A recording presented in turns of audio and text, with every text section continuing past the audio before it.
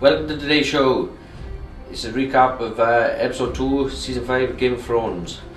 Arya finally gets the Bravos and arrives at the House of Black and White. What do you think, Drake? They got nice set of doors there. Yeah, the doors are different in the series to the book. In the book, the colours are the opposite way round, and there's a crescent moon in the centre. Right. So Arya knocks the doors then. Yeah. So some fella we haven't seen before answers. Yeah. Shows him the coin, and she says, "Valus Mortis, all men must die." And that's what we need to do. All men must die. Yeah. Right. And nothing happens really, does it? No. He tells her. She says it's the only place she wants to be, and he turns her away, doesn't he? Yeah. Saying, so off she goes then, back to her pigeon castle. and she waits, doesn't she? First of all, Shan's worked outside. 24 hours, like. Yeah, 24 hours, and then she finally throws the coin in the canal after saying the list of names. Then she's back in the town, and the next day catching pigeons. Someone tries to rob her pigeons again. Recurring theme, isn't it? Yeah. I was always trying to pinch her pigeons. Norgus is needled, doesn't he? And reckon that the sword's worth a bit of money. Yeah. Yeah, so then that guy, who turns out to be Shaka, or is he? Who is it? The faceless man? Yeah, I couldn't know, yeah. Is it Jack? Hagar, or thankfully we don't have to say that name anymore, because it's not really his name. No, it might not be him. Yeah, but that's the end of Arya's story in episode 2, isn't it? Then, Podrick and Brienne meet Sansa and Littlefinger, don't they? Podrick, he's in the inn. Yeah, he spots her, doesn't he? Yeah, he seems to have caught the eye of the serving wench as well. I thought that when I was watching it, like, old Podrick, like, all the women seem to react well to Podrick, like, the pod. Can't go wrong, like, him. I aim to be like him. Yeah, he's like a good character in Pod. Yeah, he's very different to what he is in the book. Like, in the book, he's a lot of a younger character, like, too. Yeah, they are most of them a bit younger in the book as well, aren't they? Yeah. So, right then, so after Brienne and Pod, they notice his Sansa, they go over, there's an altercation. Brienne, do you seem like Brienne seems to like start a needless fight almost, like she's like sort of walking away after she's been turned away, and then decides to just elbow a guy in the face and cut someone's head off, like. I thought she's quite badass, isn't she? Yeah, do you see her standing next to Littlefinger as well? She's towering over him. She's got like a foot and a half on Littlefinger. Like, yeah. She's bigger. Right, yeah, when you see Littlefinger, he's in the start of New Batman with Bane. When Moss goes, guys, it's going to hurt if I rip that mask off. That's Littlefinger. Littlefinger standing next to Bane. There's not as much of a big difference between Littlefinger standing next to Brienne. Brienne is bigger and more monstrous than Bane. That's official. War school. So yeah, I mean, she kills a couple of his men. It's Tom Hardy Bane, won't he? Yeah. No, Brienne's bigger. That's big Brienne. Than Tom Hardy, actually. Yeah. You're first. But War school, yeah. So she kills a couple of his men. Do you think she's done that just to thin them out, right, so she can follow them? Is she planning on picking them all off, or is she just planning on following from a distance? Like? I say she can follow from a distance. I do. Right. Yeah, because she doesn't trust Littlefinger. How much of an escort does Littlefinger got? Like, do you really go like 10 men or whatever? Like, do you know? I don't know. He's probably got quite a few women. Yeah.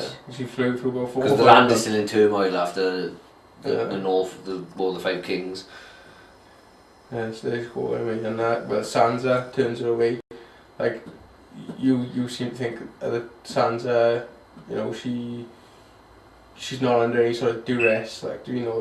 You think it's fucking it was genuinely a choice to send Brienne away rather than she's doing it because she's afraid she don't want to piss off. I think she finally feels safe with Littlefinger after everything that happened during King's Landing. Right. I think it's the first time in a long time she actually feels safe. Yeah.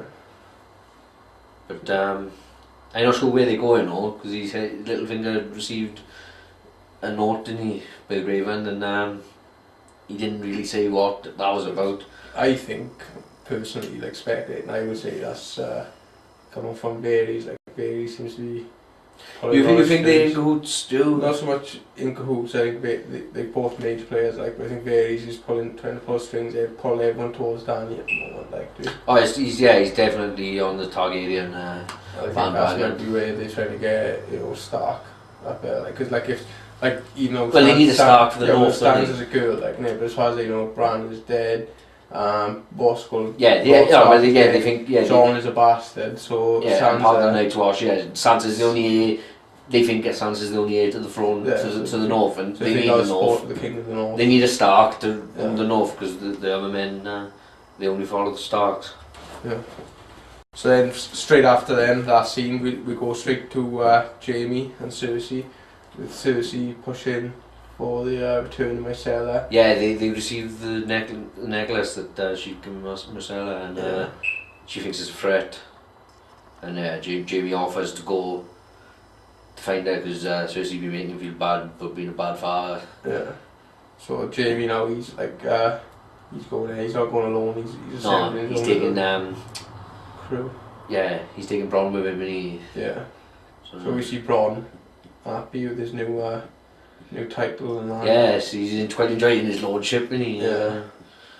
Do you think he's wise to follow Jaime like do? I don't think he had much of a choice really. I think he could have stayed. Yeah. Maybe it's going to be different in the show to the books, because in the books he stays in the castle ever since Tyrion gets after the trial and Tyrion kills Tywin. I think that's just because Bronn has turned out to be such a popular character. Yeah, maybe in the show, he definitely just. Yeah. So then, right from there, then that leads us to Myrcella's captors, really, isn't it? Yeah, finally go to Dawn. Yeah. Yeah. Doran Martell. Yeah, Doran Martell. Yeah. Yeah, Prince Dawn. He seems like a pretty cold and calculated fella. Like, I mean, he's not planning on killing Myrcella. He's no, he's got other plans. He's got long-term plans. Definitely. So like, the Martells got ties with the Targaryens. Yeah. Yeah, ever since Ragnar was married to the Viper's sister, Eleanor. Yeah, and there seems to be another person with Varys. Seems to be. Well, Varys as well. Yeah, definitely Varys would be the one who would really contact the King's Landing. Yeah. So next up then is on to Dany. Yeah. Things are going a bit south now, isn't it? Yeah. So they've finally find one of the Harpy sons first. Yeah. They've most was sniffing him out, tied him behind the plasterboards on the wall. Yeah. Got him. And one of the slaves basically, or one of the free slave leaders of the free slaves, now was going to kill him without trial. Yeah. He's put her in a position now where she's had to kill him. Because the law's the law. To try and enforce the law. And for the first time now ever, we're seeing the mass populace and the rank and file ex-slaves or working class of the cities turning on Dany for the first time. Like. Yeah, she couldn't really, it was a hard place to put her in now, wasn't it? Yeah. But the former slave only thought that blood was all that the masters see. I suppose that's the nature of revolution. Yeah, as soon as someone takes over, like, they become the new evil. Like, but so other than that, at the end of the episode as well, see a bit more Dany like doing and Drogon returns, doesn't he? Drogon returns.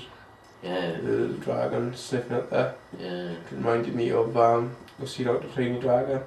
No, I haven't. That's good. That with the dragons like little kitty cats, like they sniff up from. A little touch. Yeah. So Drogon seemed like he wanted to stroke his nose. But she didn't, she flew away. So Jon. Yeah. We've got Jon. Back the wall. We see Jon with Stannis straight away. So I was wrong last week. Stannis didn't seem particularly pissed off with him killing man straight away. Yeah, he wants Jon on side over because, like we just previously said with Sansa, they need a Stark in the north to control the north. Yeah. And Stannis is building his army. He wants the Wildlings to fight for him. He wants the North to fight for him. Yeah. And also with John then, we see John, well Sam really, throwing John's name in. Yeah. The election, the commander of the White Night's Watch. Yeah. So we see John now as the commander of the Night's Watch. Yeah, it's going to be interesting now to see if they stick true to the books, to see what's happening. Yeah. Yeah. Do you think John has got the bit, do you think like you use the Night Watch to keep on what the Night Watch has always been about, defending the wall, or do you think you'll use the Night Watch to go off and fight for Stannis? No, I don't think he'll go and fight with Stannis, use the wall's resources for Stannis. Even though we could end up as like king, well, not the king in the north, but steward again. Yeah. Steward of the north. Yeah, Lord of Winterfell. I know. He's a bit like Ned in that way. I don't think he's too honour bound. He's too honour bound because he'd taken the vows that in front of the old gods that I think he'll stick by the Night's Watch. So like you had asked Thorne say during the election, he was saying like that John's a fucking violent lover. You'd rather fuck him and fight them basically. Like. Well, he did lay you underneath, but yeah. Well, how do you think he's going to treat them now? Like, now that he is actually the boss dog, like, doing it on the wall? Could go two ways really, couldn't it? They're going to listen to him and not respect him, or they'll end up they'll respect him in the end. But do you think John will, how do you think John will interact with the Wildlings? Like, do you mean the Wildlings obviously want to go south? Is he going to hold the walls, or is he going to let them through? Well, in the books they let the Wildlings, John lets the Wildlings through, so I assume that's what is going to happen. Yeah. And it's going to tie with Stannis getting the Wildlings to fight for him as well. For him. Yeah. So there's like a bit of a conflict of interest with it. So like John would sort of want the Wildlings to fight for, stay and protect the wall, where Stannis might want to move further south with him. Yeah. I think Stannis will have the troops, or I think the Wildlings will go with him. Yeah. So we see a little brief bit of Stannis in this episode. We don't see any of Lady Melisandre. No. Nothing at all. Less with the better, I think. Yeah.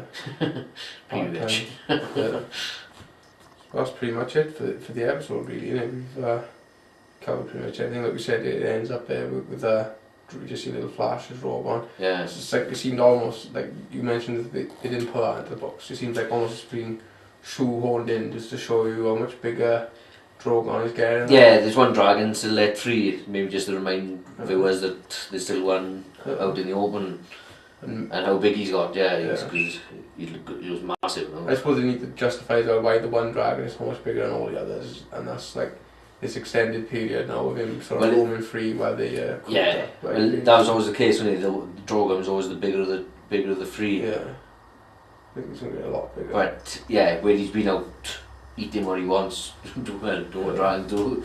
He's a lot bigger than the other two, where they've just been captivity in some dungeon in Marine. Right then, so looking forward now to next week's episode with episode 3. Yeah. Any predictions for what we're going to see next week for episode 3? I'm not sure. There's going to be a bit more of Arya. Yeah. I'd say I think this season's probably going to be quite heavy Arya, just to catch up with our book storyline is. But like, do you think she's like we were discussing earlier? Do you think she's ever going to get anyone on a list, or do you think like by the time she's ready to take on some of the people on her list, like, do you mean that they'll all be dead? Like Westeros is a bit of a rough place. Like, do you mean it's not really no country for old men, should we say? No. Yeah, I agree with you. Probably there might not be many left on the list, but I don't know. It all depends how fast she goes through her training in the House of Black and White. Yeah. Seems to be a bit of a natural. Yeah, she has picked up lots of poked half out through the throat, hasn't she? Yeah, when she killed that boy first in back in King's Landing, didn't she? Pretty hardcore murder to murder a young boy. Yeah. You should have had it to yourself. There you go. Right then, so yeah, hopefully we'll see you back this time for next week. So remember, click to like and subscribe. Need as much support as possible. Yeah. Thanks for watching, guys. Yeah, thanks.